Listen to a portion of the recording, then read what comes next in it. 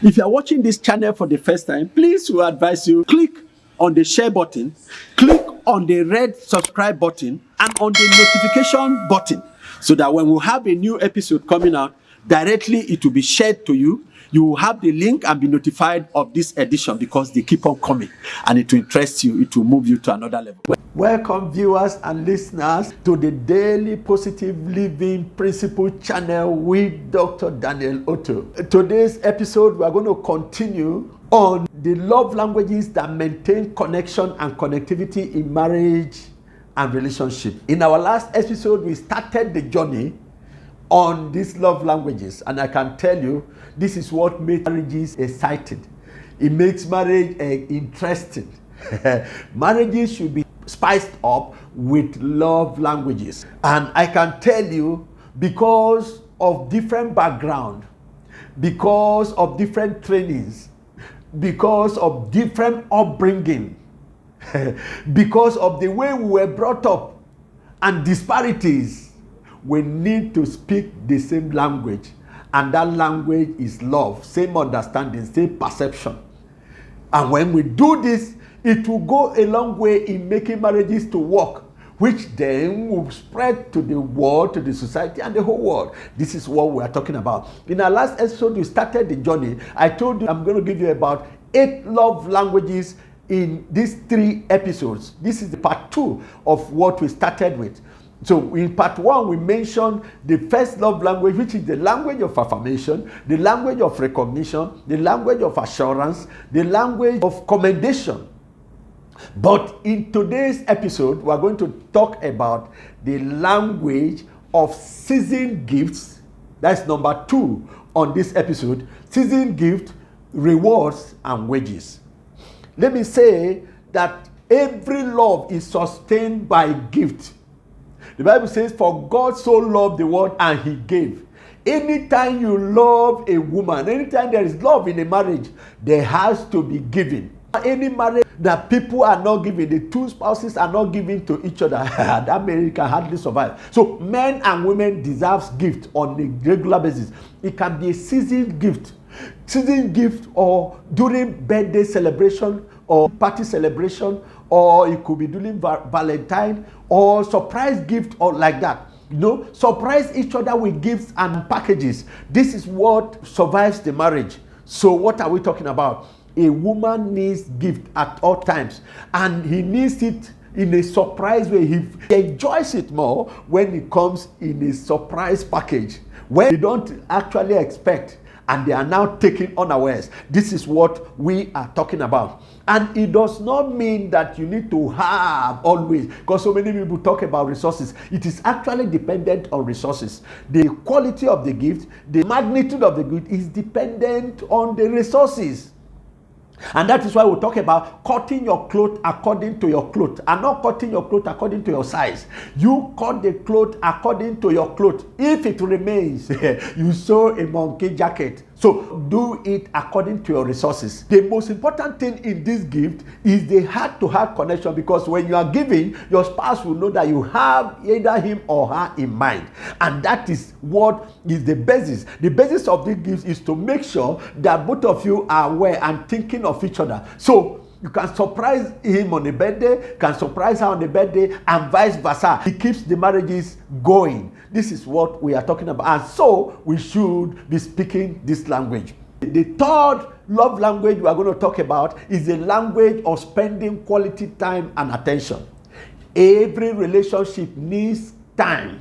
Every relationship needs quality time and attention needs to be given so that they can appreciate. It does not matter whether you people are far apart. Distance is not supposed to be a barrier in this instance. Even when you are not together, constant communication is very, very key. A woman needs to be told. You need to be given attention. Man needs to be given attention so they can spice up the marriage. And so this language of quality time, they need quality time. Even as busy as you are, you can create time so that that bonding can also be there. So this language of quality time and attention is very, very key. A woman, whenever he stands up, attention and quality time will now reduce that tension. So he can be aware that somebody is there who is caring. This is what we are talking about. So the language of quality time and attention, which is very, very, very key. Even if you are so far away, you can make video calls, you can make voice calls, and feel yourself that you are together. So distance should not be a barrier, and that is why this language is very, very key. Number 4, what language that we're talking about is the language of what? Service and care.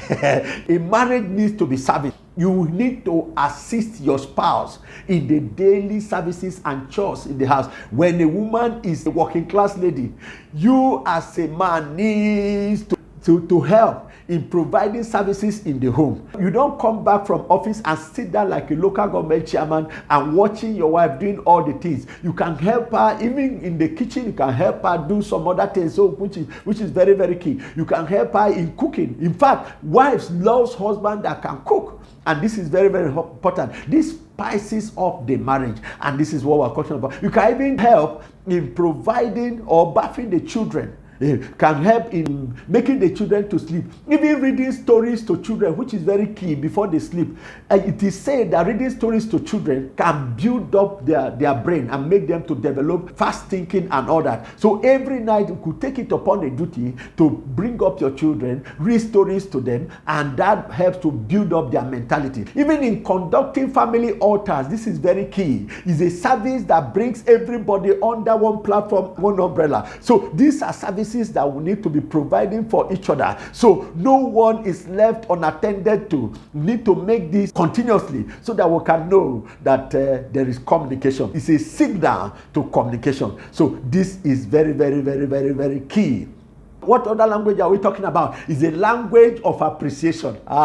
This one, anything that is being given should be appreciated all the time, no matter how small it is, and as many times as possible. This appreciation should be done. So it's very, very key. One of the things that make us not to appreciate people so much is because when we begin to consider the things we don't have about what we have, and begin to compare our marriages with other people, we begin to do comparison. It will make us highly ungrateful for any little thing that has been done. So you'll be expecting more. You are expecting more than is needed. So it will now reduce communication. So what are we talking about? Every little thing should be appreciated. I told us a story before of how a husband bought pants of the same color, 12 dozens, gave it to the wife. Instead of the wife appreciating the husband, he now say, if they see me, they would think that I don't change my pants. This actually led to a divorce. Instead of appreciation, the woman was complaining. So every little gift, every little action, every little attention, every little action that a man or woman does at home should be appreciated to the later. This is very key, and it will make connection to be on in marriages. What other one am I talking about? The 6th love language I'm talking about is the language of forgiveness. Let me tell us, somebody said that every 2 people that come together in marriage are people that comes together and they have resolved that they are going to forgive themselves in advance. This is very, very key, my brothers and sisters, because if we don't speak the language of forgiveness, it means we are not godly. Our God who created us is a chronic forgiver, and so to behave like his child, you must be able to forgive your spouse in advance. And there are three letter words in the language of forgiveness. What do we say? That is what? I am sorry. This is the 3 words in language of forgiveness, and 2-word expression. I apologize. This was I am sorry, I apologize should be coming out of our mouth like Baba Daria on a regular basis. This will help us maintain connectivity. Mahatma Gandhi said that the weak can never forgive, but the language of forgiveness is the attribute of the strong. Let me tell you, the strength of a man or a person is not measured by the amount of things he can do, the strength or that, but it's measured by the level of forgiveness. It's only the strong that can forgive. So this is very, very important. Let me tell you this story as I round up this session, this episode. You know, no matter how it is, let me tell you, never go to bed angry with your spouse. Never go to bed angry with his spouse. Story of two couples. When they were together, there was a misunderstanding between the two of them. And what happened? In the night, the husband was so furious, so angry at the wife. The wife was also very angry. Not too long from then, after this misunderstanding, the wife, who was an asthmatic, had an asthmatic attack. And in the process of using her inhaler, the inhaler got finished and the inhaler was not also working. So the woman was entering into respiratory failure. He now came to the husband and decided to wake up the husband. The husband pretended as if he was deep asleep. He refused to wake up. He woke this man for so many times. The man refused to wake up to the point that the man left the bed and went and stayed in the parlor and started sleeping there. The woman tried all he could and didn't know what to do. And with this respiratory failure, went back to sleep on the bed. What am I talking about? The following morning, the husband woke up. Instead of even checking the wife, he dressed up, took his bath, and went back to work like that. And then came back in the evening. When he returned in the evening, he came to meet his wife in that same condition, lying on the same bed in the same position. Brothers and sisters, he now tried to ask himself question, why is this woman lying in the same position? He decided to go near to her, call her name. There was no response. He moved near to her and touched her and bring his ears close to the woman to know and to realize that the wife was lifeless. The wife has gone, has passed on. Since that yesterday, he entered into the respiratory failure and in that early morning and died. You can see what anger has done, bringing disconnection. Refuse to forgive each other. That is the reason. And at the end, had I know has come, if he would have said, I am sorry. If that language of forgiveness was said, that had I know, a whole person died because we allowed anger. And when you give the devil an opportunity, if you give the devil 1 inch, he will take 100 inch and he will capitalize on one failure, one thing or the other, and escalate whatsoever is there. He will escalate on our misunderstanding and blow it up and cause disaster and catastrophe and cataclysm. Follow me gently, because in the next episode we are going to round up on the other love languages, and I tell you, you will not regret being on this channel. Please follow me gently, and the Lord God will bless you. Thank you for listening to me. Stay tuned for the next episode. God bless you. Very good.